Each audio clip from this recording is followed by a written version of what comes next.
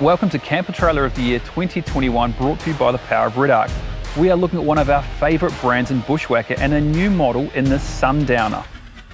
Glenn, another expedition trailer from Bushwhacker, the proud South African company. How do you feel it fits for purpose? I thought that the Sundowner Evo actually ticked all the boxes. Designed for people that love exploring remote destinations, and it was able to handle the toughest conditions with high level of comfort, with the suspension and a great kitchen setup, beautiful queen-size bed, and the awnings again from Bushwhacker. They seem to know what they're doing when it comes to awnings. This is such a South African suspension setup, the big heavy beam axle. So the only exposed cables, hoses or anything, it's just the handbrake cable. This is the handbrake cable. For me, innovation really stood out around the awnings, and also just some of the little changes to the toolbox underneath the front storage bin. But what stood out to you from an innovation point of view?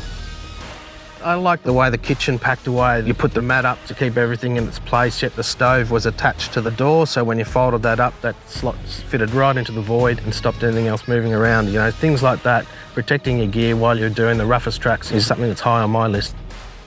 This kitchen setup, eh? Yeah, I'm very impressed with the pantry and storage and the way it all folds back up into itself. One of these things here where you can, push the plates in and out.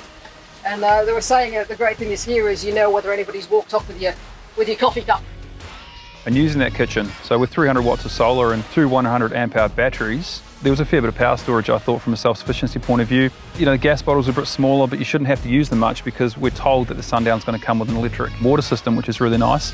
Victron battery management system, yeah, I was pretty happy to see that in there. I think if you needed to recharge those batteries because the solar wasn't doing its job, then it wouldn't take much just to power up the car and just give it a bit of a boost.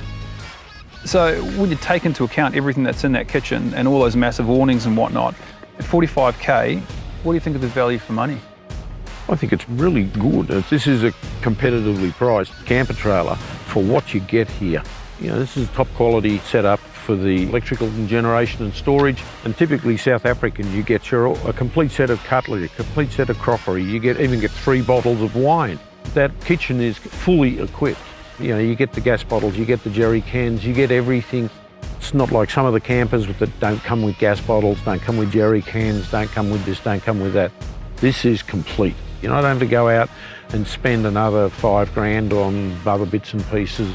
It all comes brand new with the camper when you buy it. Got a couple of gas bottles down here. Running 3 litres as standard by the look of it. And, Fantastic. Light as well. what's going on up here? Wow. Oh, that's nice. Yeah.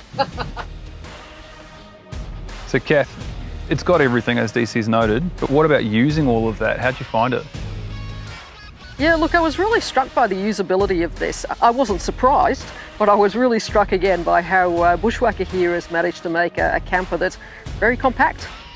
Open it up inside. As soon as you open that back door, you've got space that you can use. And as the Bushwhacker team said to us as we were looking at it, there is a space for everything and everything has its space with this. Pretty impressed, Glenn, you with the amount of storage. I know, it's just phenomenal, isn't it? It's like everywhere you look. Yeah. We've got storage pockets here, we've got storage up here, and I think I saw there was a bunch of storage underneath the bed if you want to have a look. So we got a chance to tow the Sundowner with a fairly stock Navara. How did you find it?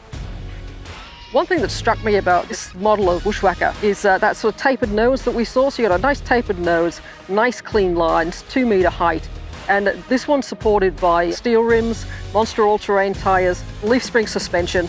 I mean, these are the Safari gas shocks. I mean, I know this is traditional, but when you're out in the bush and you need to get repair and maintenance, some of these traditional ways of solving problems are the best way to go.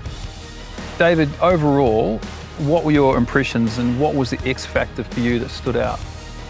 Well, this is a camper that came with the Boma out of the same factory. This has all the comfort factors that you get in a Boma, except that it's a camper designed for a couple. For 2 people, it's $10,000 cheaper and 100 kilos lighter. So this makes it, for a couple that just want to go camping, much more manageable, much more accommodating, better fuel consumption, easier to tow around over those tough tracks. I think that's the aspect of it that really grabbed me.